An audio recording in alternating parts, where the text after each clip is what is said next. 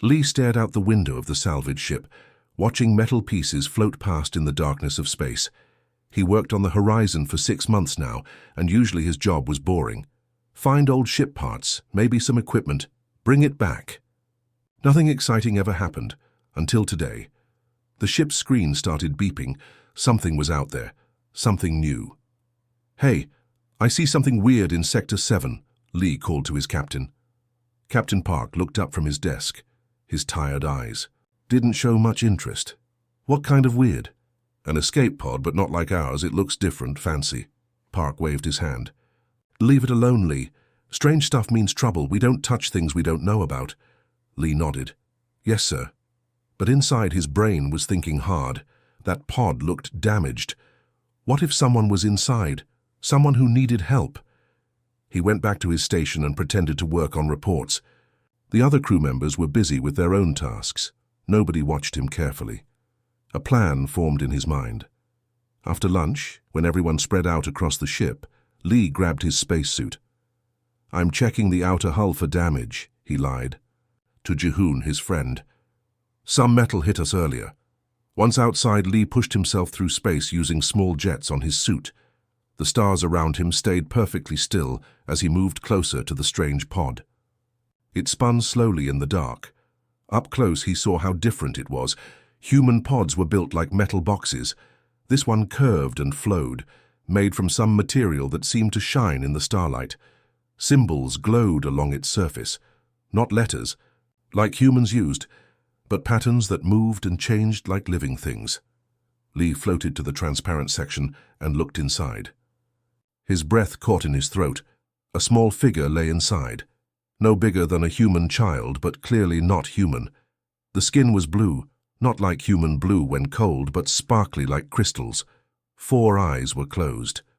What should have been arms and legs were different, thinner, longer.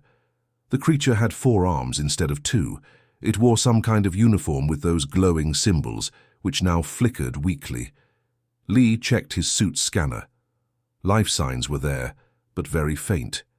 This being was alive but barely, maybe dying. His mind raced. They were supposed to report all alien findings to the Earth Space Authority. That was the rule, the law. But he also knew what happened to most alien technology. The military took it apart to study. What would they do to a living alien? Test it? Lock it up? Let it die for research? Something about the figure's peaceful face reminded him of his little sister back home. The way she looked when sleeping. Innocent, helpless, needing protection. Lee made his choice. He worked fast. The pod had some kind of magnetic attachment system, perfect for docking with larger ships. He linked it to his suit and started back to the horizon. Moving a pod was harder than just moving himself, but his suit had enough power. Back at the ship, he faced another problem.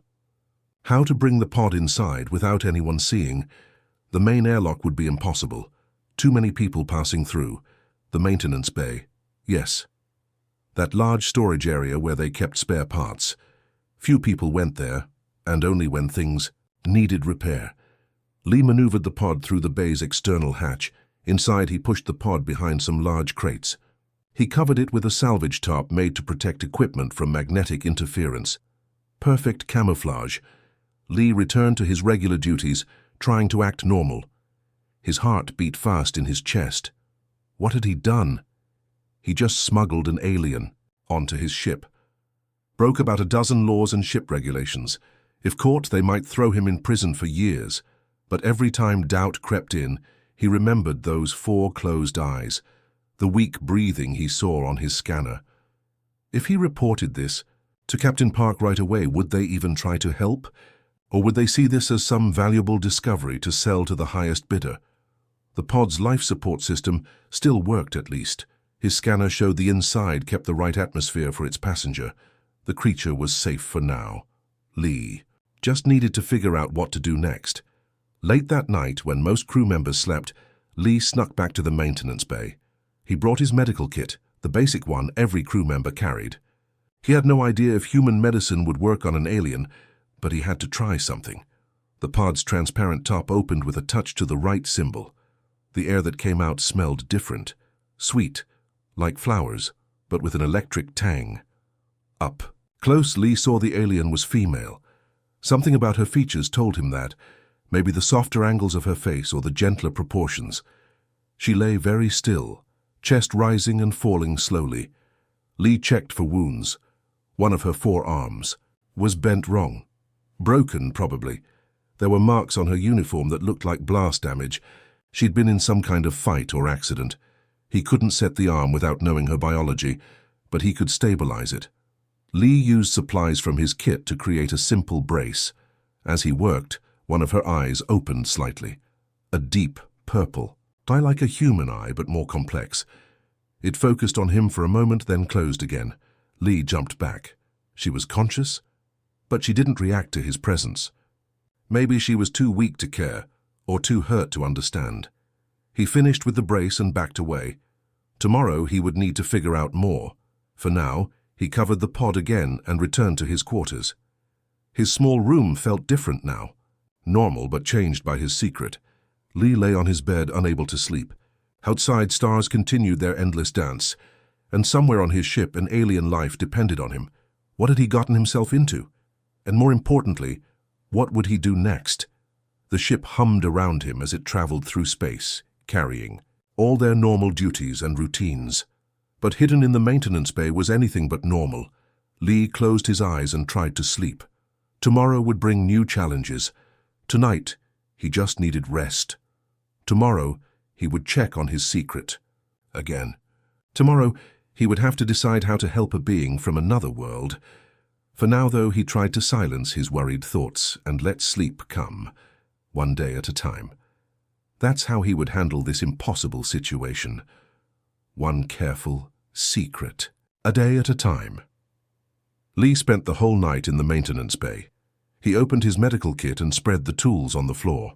The alien girl still lay unconscious in her pod, breathing slowly. Her blue skin looked paler now. He pulled out the portable scanner from his kit, the one meant for human injuries. Maybe it could help. Lee pointed it at her and pressed the button. Numbers and graphs appeared on the small screen. Her heart rate was very slow, much slower than human. 3 separate hearts, the scanner showed. Her broken arm pulsed red on the display. Okay, let's see what I can do, Lee whispered to himself. First, he needed to treat the broken arm better. He had emergency bandages, the kind that hardened when activated. Lee carefully wrapped it around her injury, adding extra padding. Her skin was surprisingly warm under his fingers. Next came the hard part. She needed nutrition, food, and water. In some form, humans used IV bags for this. Lee looked at his kit. He had emergency nutrient packs meant to dissolve in water. Maybe these could work. He found empty water bottles in the storage room. Mixing the nutrients carefully, Lee created a makeshift IV fluid. The hard part was finding a vein. Her blue skin made it difficult to see underneath. After many attempts, he found something that felt right and carefully inserted the needle. 2 days passed. Lee visited the maintenance bay every few hours, checking on her, changing the IV when needed. He brought his tablet to work on while sitting with her. Sometimes he talked, telling her about Earth, about his family, about anything. Maybe talking would help, he thought. On the 3rd day, while Lee adjusted her blanket, something changed. Her 4 eyes fluttered open slowly. The purple irises focused on him. The alien jerked backward, all 4 arms moving at once. She tried to sit up, but winced in pain. Lee jumped back, raising both hands. "It's okay, you're safe, I helped you." The alien stared at him, eyes wide. Her mouth moved, producing sounds Lee had never heard. Musical, like someone singing without words. The ship's computer system, connected. To his tablet, suddenly beeped. "Translation protocol activated," a mechanical voice announced, analyzing speech patterns. What are you?" The alien's voice came through the translator. It sounded soft and careful, like someone learning to speak. "I'm Lee, I'm human, you're on our salvage ship." He pointed to himself. "Lee, human." Then to her. "What's your name?" She looked at him for a long moment. "Una. I am Una of House. Crystal Flame." Her voice grew stronger. Why did you help me? Did you scan my pod for technology to steal? No, I just... You looked hurt. I couldn't leave you there to die. Yuna's multiple eyes blinked, one pair after another. Most species would have reported my pod to authorities. They would trade me for reward or sell my technology. Lee sat down on a nearby crate, keeping distance between them. I don't know about other species. I just knew someone needed help. You saved me. The question sounded small, uncertain. Yes. Yuna looked at her bandaged arm at the IV still attached. She touched the makeshift setup carefully. These materials, so basic, but you made them work. She studied Lee again. Your species. You haven't developed quantum travel. Your technology is...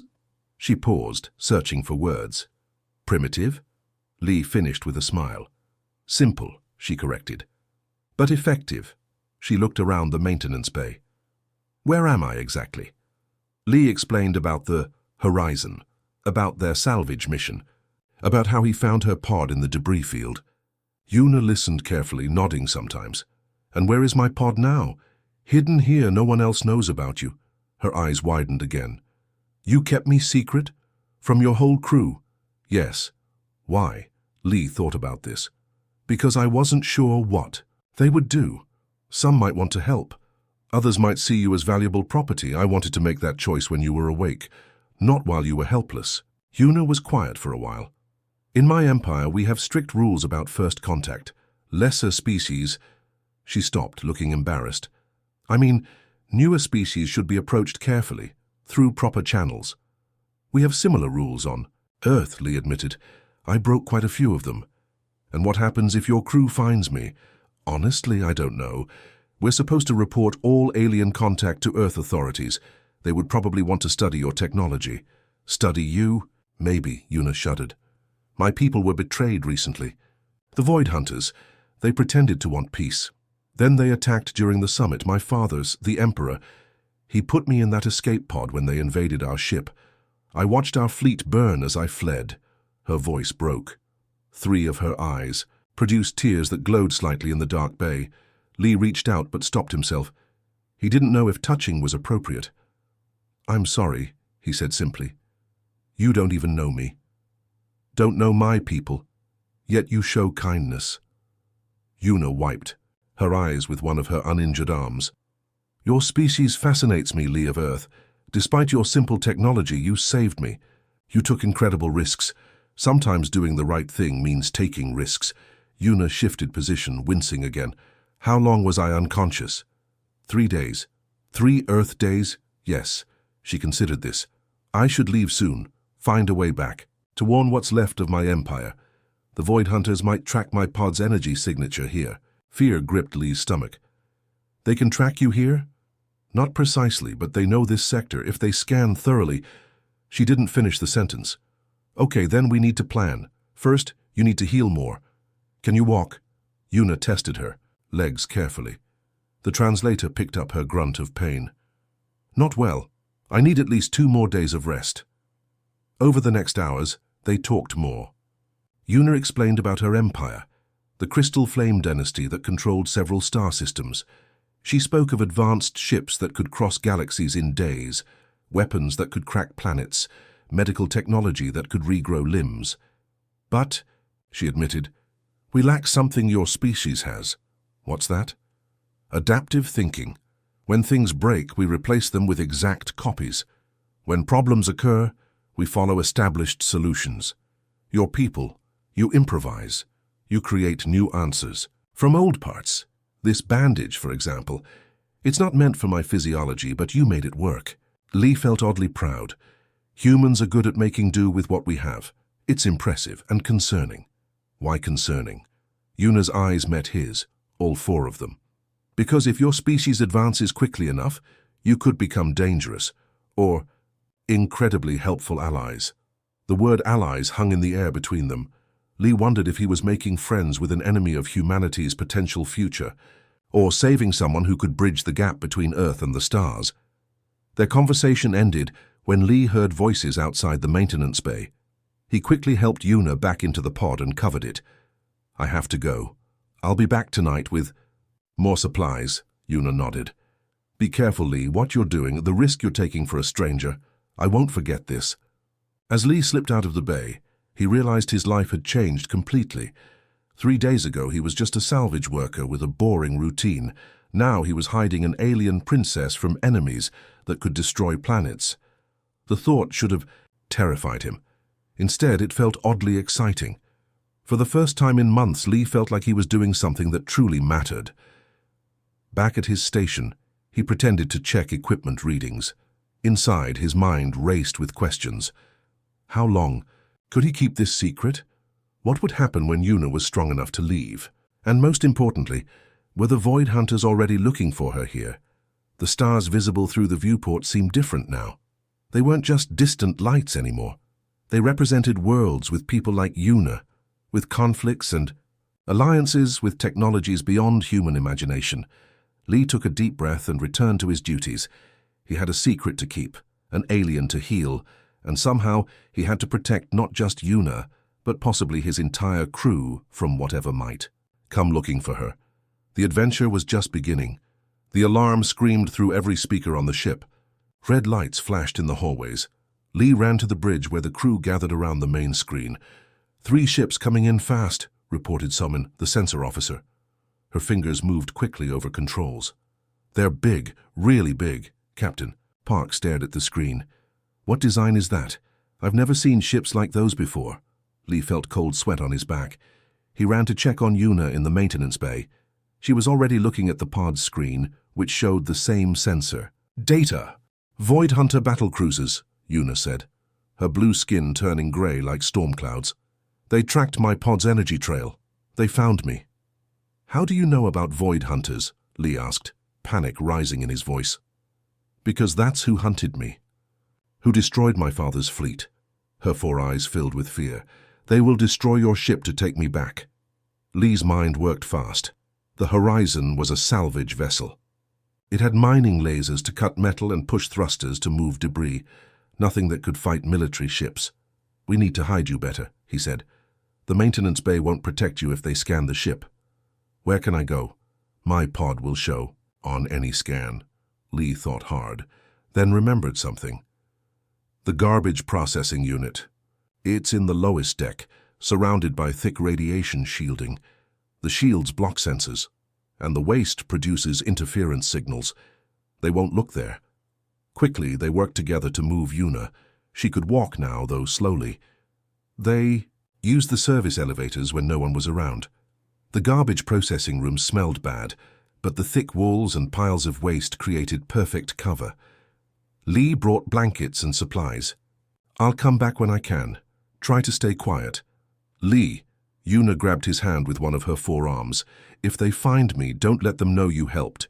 Please, I won't tell them about you or your ship. He squeezed her hand gently. We'll figure this out together. Back on the bridge, the tension grew. The alien ship slowed but didn't leave. They're hailing us, said Jehoon from communications. Captain Park straightened up. Open the channel. A harsh voice spoke through the translator. This is Warmaster Krath of the Void Hunter fleet. We detected an escape pod in this sector. You will surrender it immediately. This is Captain Park of the Earth salvage ship Horizon. We haven't found any escape pods, just normal space debris. Do not lie to us, Primitive. Our sensors detected energy signatures matching the pod. Hand it over or we will take it by force. Captain Park looked at his crew. Lee kept his face neutral, but his heart pounded. Park turned back to the screen. We're a peaceful salvage operation. If you want to search our ship, you're welcome to board, the alien voice growled. We will send a team. The next 6 hours dragged by as alien soldiers searched the ship. Lee watched them scan every room. They were tall, armored beings with red glowing eyes. Their scanners beeped and clicked as they worked. They found nothing in the maintenance bay. The medical scanner Lee used there didn't look unusual. The garbage processing unit made them pause, but the waste interference and smell kept their search short. Finally, the search team left, but the 3 warships remained. They'll stay until they're sure, whispered Jehoon to Lee. They don't trust us. For 5 days, the Void Hunters kept the Horizon in sight. Lee snuck down to the garbage. processing unit whenever possible. He brought food, water, and talked with Yuna. "Why do you risk so much for me?" she asked one evening. "You don't know me, I'm not even your species." Lee thought about this while fixing the broken support on one of the machinery. "Because it's the right thing to do. We have a saying on Earth, do unto others as you would have them do unto you." Yuna taught him how to improve his tools using salvaged alien parts from her pod. With her guidance, he made his emergency scanner work better and fixed temperature controls more efficiently. "Your species adapts so quickly," she observed. "My people would need special training for this. You just figure it out." They shared stories. Lee told her about Earth, about oceans and mountains, about movies and music. Yuna described her homeworld with crystal cities and floating gardens. One night during day 3 of hiding, a piece of equipment shifted and pinned Yuna's leg. Lee helped move it away and their hands touched.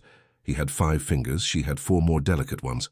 They fit differently but somehow worked the same way. Neither pulled away immediately. Yuna's skin turned a pale pink color. Something Lee had learned meant comfort or happiness. "You're different from what I expected," she said softly. "What did you expect?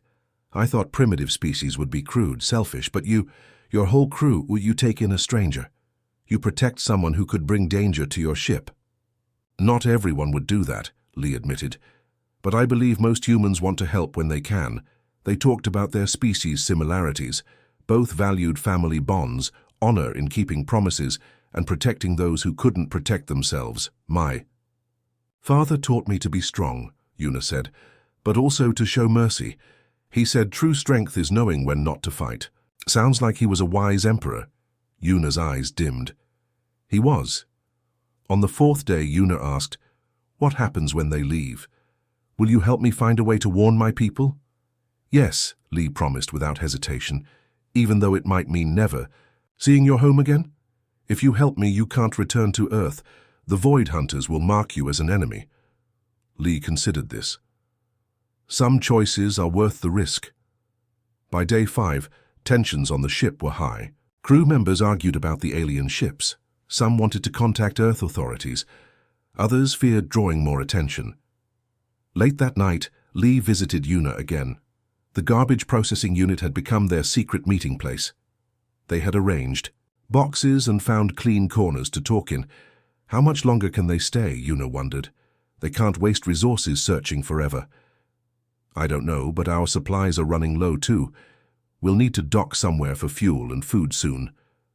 As they talked, Lee noticed how natural their conversations had become.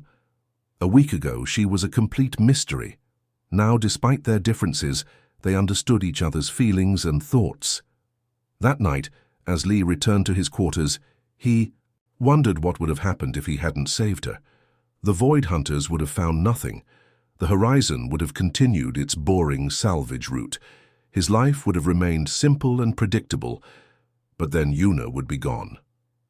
Either dead or captured by her enemies. And despite all the danger and complications, Lee couldn't imagine that world anymore.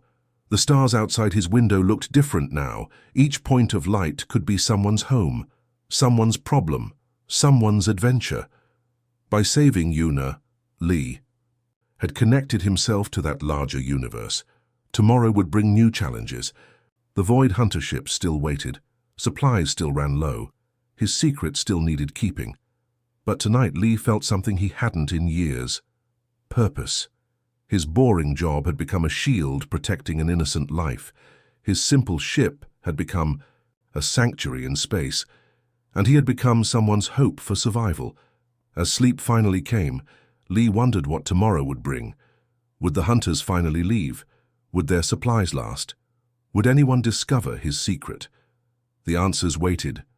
With the dawn of another day among the stars, Lee woke up to the ship's emergency lights flashing in his quarters. Outside, crew members rushed past, their voices filled with worry and fear. He quickly dressed and headed to the common room where most of the crew gathered. "They're back," said Minsu, one of the older technicians. "The alien ships. They came, back with more ships this time." Captain Park's voice came over the speakers. "All crew to the bridge now." On the bridge, the main screen showed 6 ships now instead of 3. The Void Hunter leader's face appeared, a tall being with red skin. and sharp features that looked angry. "We know the Royal is here," the voice boomed through the ship. "We detected quantum particles from her pod. Give her to us now, or we will take her by force." Park stood straight, trying to appear brave. "We've told you already. We found nothing." "Lies." The alien slammed a fist on something off-screen. "We have scanners that can find quantum energy through any metal. She is there." The captain turned off the communication. He faced his crew of 20 people. "Ideas?" "Let them search again," suggested Hyan from engineering. "They'll find nothing." "They want to search everywhere this time. They said even inside the walls." Park replied. "They'll tear the ship apart." Lee watched quietly, fear growing in his stomach. "If they searched the garbage unit so thoroughly—" "Sir," spoke up Somin carefully, what if someone here did find something? An escape pod? Would that person be in trouble?" Park's eyes narrowed. "What are you suggesting?" "Nothing, just asking. If someone found something valuable and didn't report it immediately—" Silence filled the bridge. Everyone looked at each other suspiciously. Had someone else found something? Did someone know about Yuna? That night, after the crew meeting ended without decisions, Jihoon cornered Lee in their shared quarters. "Hey, you've been acting weird lately, always disappearing. What's going on?" "Nothing, just checking equipment. You know how old our systems." Jihoon grabbed Lee's arm. "I'm your friend, okay? I won't tell anyone. But I think you know something about what those aliens want." Lee pulled away.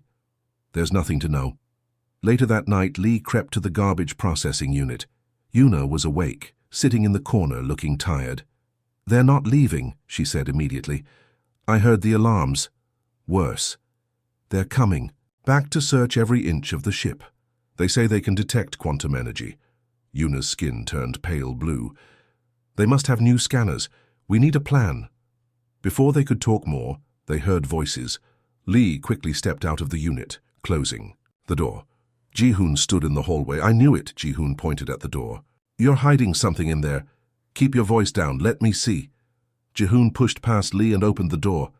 His eyes went wide when he saw Yuna. Is that the alien they're looking for?" Yuna stood up, all 4 arms held up peacefully. "Please don't tell them." Jihoon backed up. "You're the Royal. The reward for you is enormous. Do you know how much they're offering?" Lee grabbed Jihoon. "She's just scared. Her people were betrayed. If we give her to them, they'll kill her. That's not our problem. Lee, think of the money. We could all be rich. You would sell someone's life for money?" Jihoon's face hardened. "You would risk all our lives for a stranger?" They argued in whispers. Finally, Jihoon left without saying more. But Lee knew his friend would tell others. Within hours, the crew split into 2 groups. Some gathered in the mess hall, talking about the reward money offered by the Void Hunters. Others, including Somin and Minsu, met quietly and agreed that helping aliens hunt down someone felt wrong. Captain Park called another meeting.